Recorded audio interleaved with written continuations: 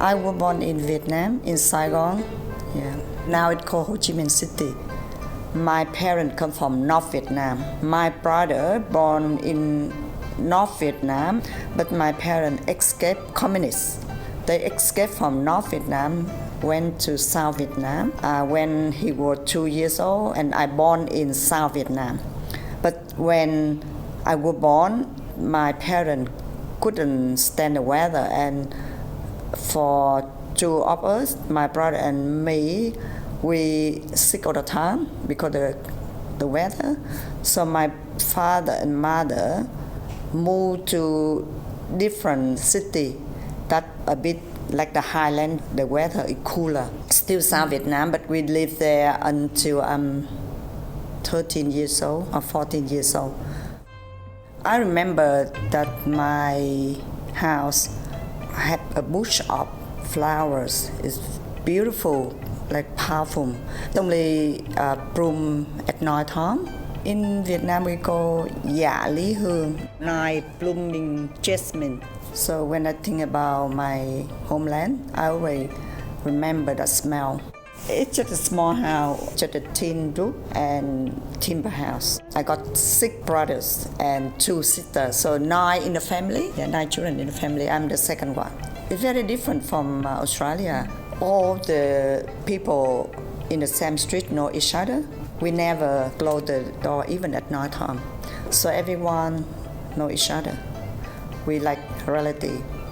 Yeah, we call others uncle, auntie, brother, sister. In Vietnam, the priority is first you have to be kind, you have to be honest, you have to try your best, and you have to be polite to everyone. And then the second one is you can learn academy. So always, the manner first, become a good person before educated children. That's what I was taught when I was young. Always you have to listen to the adults. No argue, respect elders. I remember when I was a child, I loved noodle, 2-minute noodle. Because I hardly have a chance to eat it. Because we have a big family, many children in the family, so we miss out a lot of things. So 2-minute noodle is like a treat for us. When we're good, we can enjoy the 2-minute noodle. Back then, we can play several games, like they call bamboo jack. We just need chopstick and the bamboo and play with that. So we have a bunch of chopstick and we put it on the ground. We throw the ball, and in the same time we catch the ball and we catch the chopstick as well. Or you can play a game with a big group of children called mouse and cat, and we can do a dragon and snake. The children just hold each other belly and we go around, and the dragon go and they sing a song. Rồng rắn lên mây có cây lúc lắc có nhà cảnh binh. And then the children come to one person, like the police or something, and they ask, where are you going? What do you want? You want the head of the dragon, or you want the middle of the dragon, or you want the tail of the dragon? I want the head, and then the children just move around and they try to catch the head. New Year, we have to get together, and New Year Eve, we have the big meal, delicious meal, New Year Eve. And on the 1st of New Year, all the relatives have to come to visit each other, and we, the children, very happy because we have lucky money from adults. So we count at the end of the day, not at the end of the day, but at the end of 3 days of New Year, we count how much we got money from adults. The reason we moved back to Saigon because my mom got very sick. She got a cancer, cervical cancer. At that time, it's a long time ago, so we had to move to Saigon, the big city. So they got the hospital, treat the cancer. I was quite young when my mom passed away, and she left me and my father with 9 children. The youngest one is only 2 years old. I'm the one who look after them, so I'm sister, and mother of the family.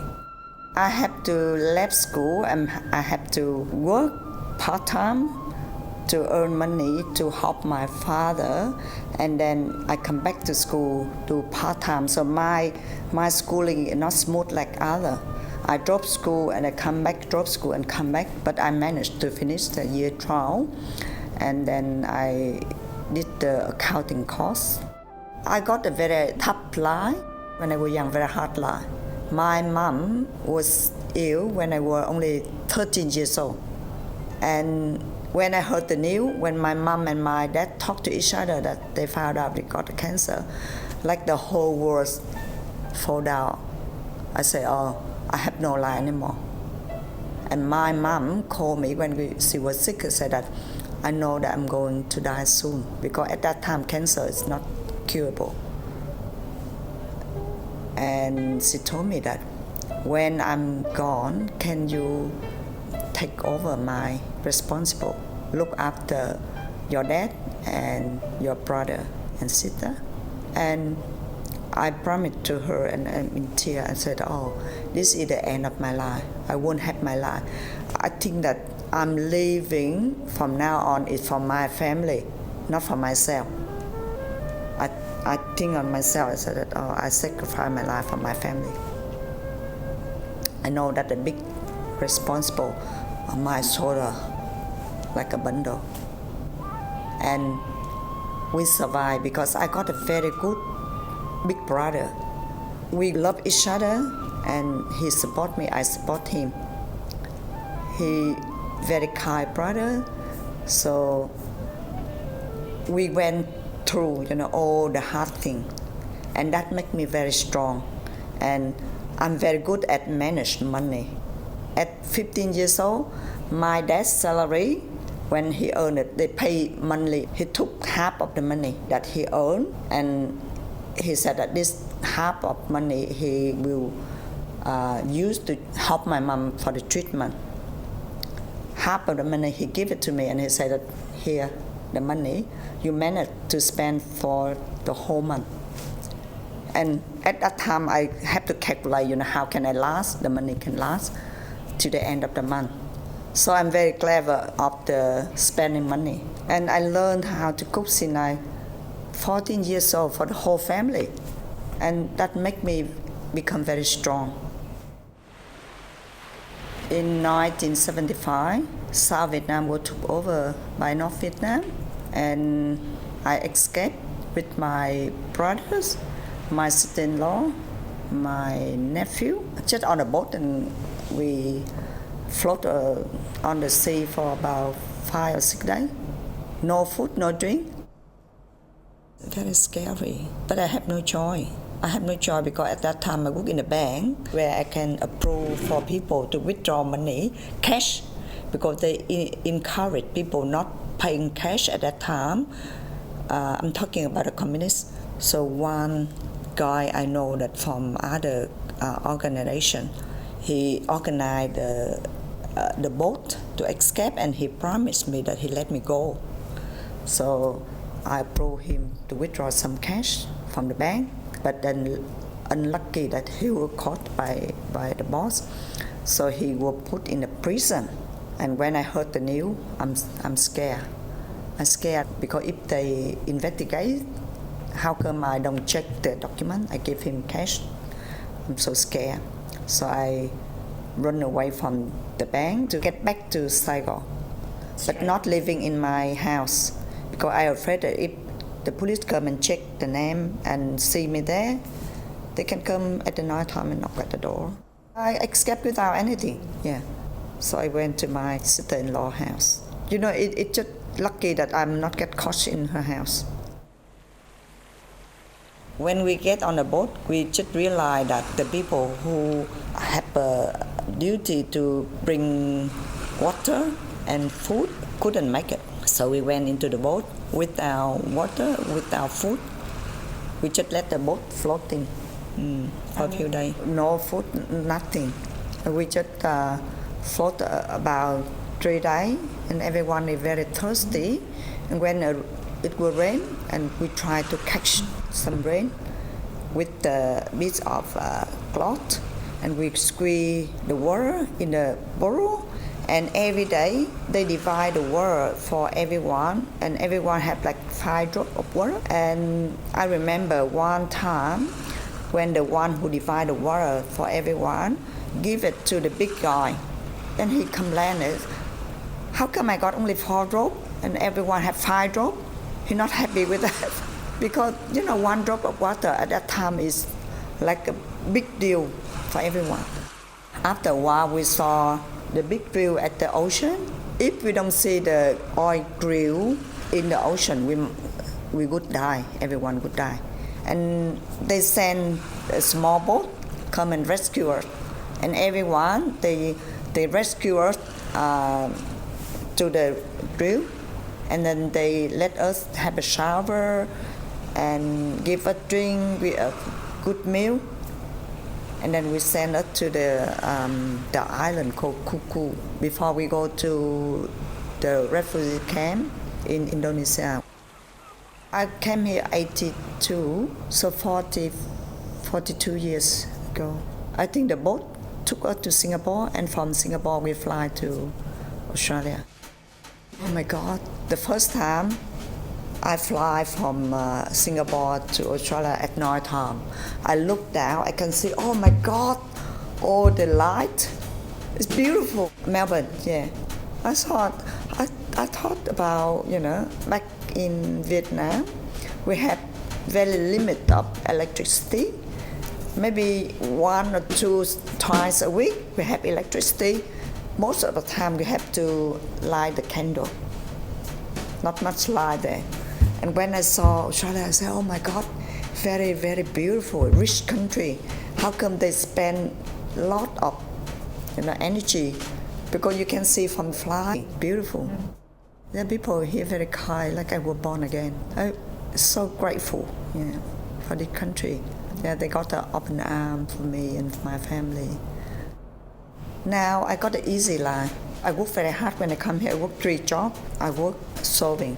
I do 1 job here, 1 job there, and 1 job take home and do it. I work very hard. That's why after 3 years, I bought the house. After 3 years, I think if I were in Vietnam, I couldn't do it. But in here, at that time, I think that make money, it's not as hard. If you work hard, you can earn money. And if you smart in spending money, you can save it. I got 2 girls, 2 beautiful daughters, and they very good. They love each other. That's the most great thing in life that happened to me. They born in Melbourne. The first one born in 1987. The second one came 4 years later, so 91. Beautiful girl. They very kind. And I got 2 grandsons from the first one, and I'm going to have another grandson from the second one in November. Lovely. Yeah, I enjoy it. I took my daughter back to Vietnam when they were young.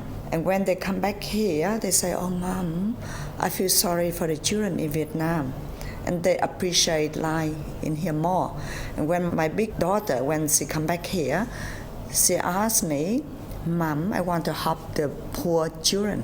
How can I help the children? I told her that, I know I work in the school. I know that some parents, they want to send the children to private tutor because they weak in math or in English, but they can't offer. And my daughter put her hand up, said that I'm happy to help them. I do it for free.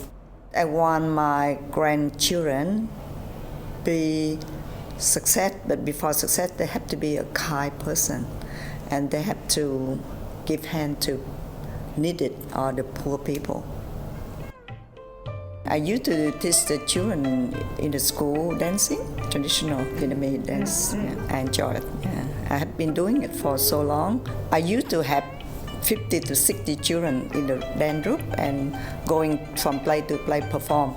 I like to put the smile on the children's face, and I love it when the audience enjoy the dance group and give them a big clap. I love it.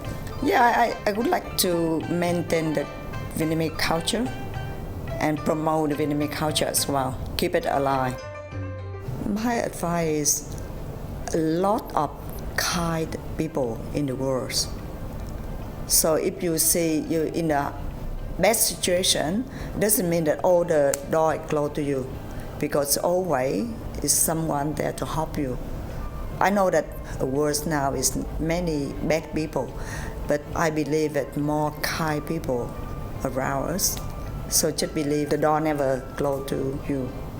It's always one open door.